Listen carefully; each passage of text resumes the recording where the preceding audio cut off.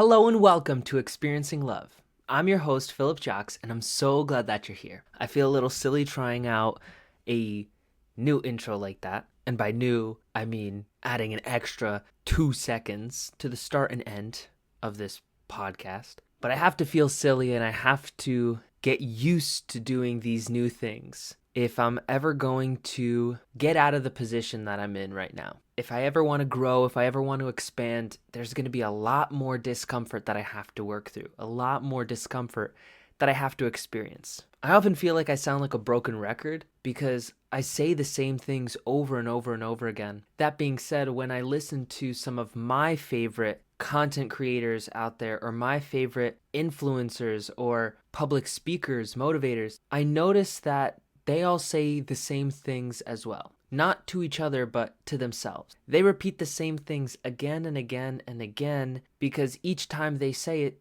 they're just reinforcing it for themselves and for the people that they're talking to. As far as they know, they need to hear that information again and again. They have to treat all of the content they put out, all of the events that they do, with the assumption that there's at least one new person in the audience. And if there's one new person in the audience, that means they know nothing about you and they're discovering everything you have to offer from the beginning, rather than go on some tangent that lasts a decade where if people jump in, they have no clue what's going on. They repeat their points, they repeat their most important pieces of information, their most important pieces of advice, so that they can make the greatest impact on the greatest number of people. I found that these same people do have more to share. They can go deeper, but they only go deeper with those who want to go deeper. They only share more with those who are ready to learn more. I guess that's how I'm treating this podcast and my content without even really realizing it, without even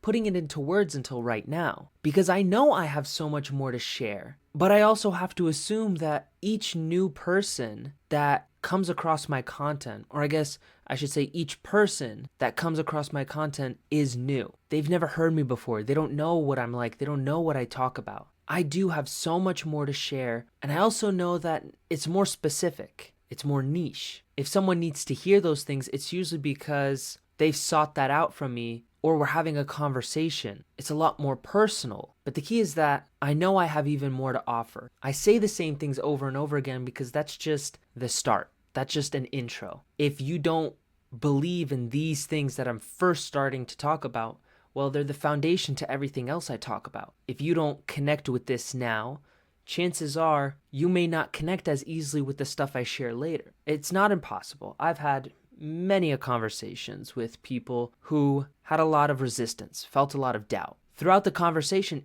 it's very possible, very easy sometimes to get through to someone because it's usually about getting through their resistance, getting through their defenses. They have walls up. So you get through their walls and you're able to connect. And that way, information like this actually does sink in. And that's a luxury that I don't have with everyone. The hundreds of people that come across my content, well, they may be new. I can't sit down with each of them one-on-one. I could sit down with a quarter of them, a tenth of them, and even that will take a lot of time. So people who make content, well, they just put out their foundation, their base level of what they have to offer, what they have to share. It's funny because I think about examples now, and I think about Tony Robbins, for instance, one man that I really look up to as just being so ahead in this industry, in the knowledge industry. I think about him within this example in that whenever I watch any of his free content, meaning any of his interviews or any of his YouTube videos, they say the same things again and again and again. But then you do something like attend one of his events,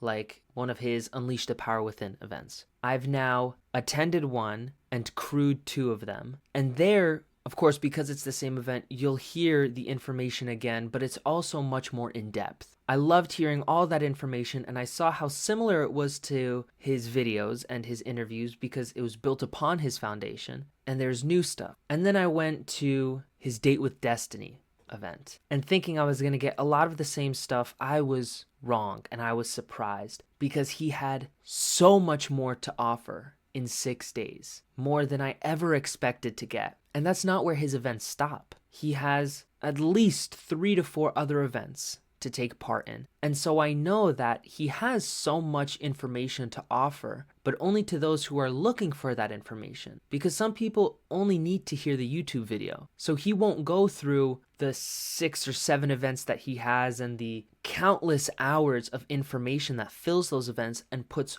all of it online because it's just too much. People won't be able to take it in. They'll think he's just spewing a little bit of everything, and the information doesn't stick. As such, repetition is the mother of all mastery. I think that's how the saying goes. I never remember if it's mother or father, but the point is, repetition and spaced repetition is crucial in becoming a master at any field, at anything that you do. If you do anything for long enough, with enough effort, you will become better than 99% of the people in the world very fast. I find that if you spend even just 1 year doing one thing, and you do that thing every single day, you obsess over it, you watch videos on it, you read books about it, you practice it, I promise you, you will be better than 99.9% of the people out there. Of course, there's going to be people who are better, those who have done it for 10 years, 20 years, those who make it their life's work, their life's craft. But sometimes it's enough to just be a part of that 0.1% of people where you can actually use what you know to make an impact. So I guess the moral of that story is it's okay to sound like a broken record. It's okay to repeat yourself, especially when you're meeting new people, especially when you have more to share. I'm sure you know the experience of talking to someone who overshares. I feel as though people overshare because they're tired of repeating the same thing to everybody they talk to. I know both sides very well. The feeling where, say you're at a party, and it's a party with extended friends and family, or there's just a lot of people and a lot of people know you there, but they haven't talked to you in a long time. So they each ask you the same question, or they each ask you about the same topic. And the first 2 or 3 people, well, you enjoy telling them what's going on. Then you hit the next 4, 5, 6, 7 people, and it's starting to get repetitive. You're starting to get tired of saying the same thing. And eventually you start looking for different pieces of information. You start looking for different details to share with people. When you share those pieces of information, at that point, you're probably already 10 conversations in, but you're just looking for something new to say, so it feels new to you. But to that person, chances are it sounds like you're oversharing. Chances are you shared way more than they expected to get because they just wanted the surface level information, the foundation, the base level that everybody else was getting. But you just went ahead and went deeper because you were continuing a conversation that they weren't a part of. I know both those experiences very well. The oversharing and feeling repetitive. Both of them can feel off in their own ways. It also doesn't help that I like to talk. So when someone asks me how I'm doing, I tell them. I find myself in those shoes pretty often, if you can't tell. But at the end of the day, there's no part of it that I regret. Whether I overshare or whether I feel like I'm bringing myself down by being repetitive, I know I'm doing exactly what I'm meant to do. If I make a mistake, I make a mistake. I get to learn, I get to grow, I get to have fun. Because at the end of the day, how can you really live if you don't let loose every once in a while? Life is dark, so embrace the light. I'm often very careful with the language that I use, but I can't deny that life isn't all sunshines and rainbows and daisies. I may only talk about the light stuff, but that's because that's where I want my focus to be. It's not me ignoring the dark. We all have our challenges. We all have our demons. We all have our past. I never want to make it sound like I don't appreciate what someone's been through or what someone is going through. Whenever I make light of a situation, it's often because I don't want to make a situation worse than it is. I don't want to make a situation seem better than it is. I just want to show the situation as it is. I think when things are going wrong or things are going poorly, it's really easy to catastrophize. It's really easy to think the worst. So when I make light of a dark situation, sometimes it's not even me making light of it. It's me just making sure it's not worse than it really is. I know that because if I wake up, that's a win. If I'm still breathing and my heart's still beating in the morning, that's a win. So no matter what's going on in my life, as long as I can try again, as long as I have another day, I'm winning.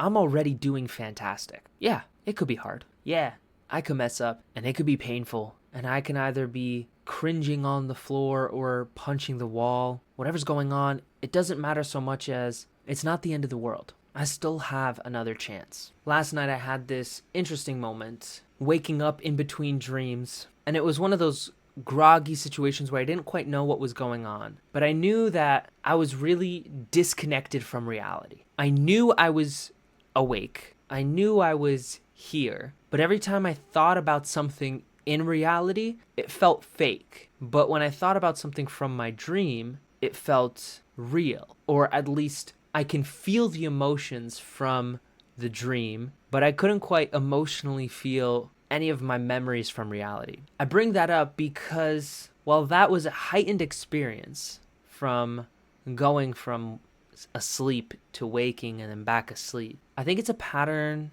I've experienced and many people experience every day. It's this ability to not feel as much from the events of reality and experiencing even more emotion from events and experiences happening in our own minds. We create our experience of life. I've always loved the quote, "You don't experience life, you experience the life you focus on." There's always so much information coming in, you can't take it all in. You don't know what the objective truth is. None of us do. We're all just experiencing it through our own eyes, through this lens, in our own mind, based on all of our experiences. And sometimes what we experience and what we believe to be the truth just feels much more real, much more powerful than what's really happening. Admittedly, I do try to spice up this podcast a bit because I don't want to repeat myself every single day. I do want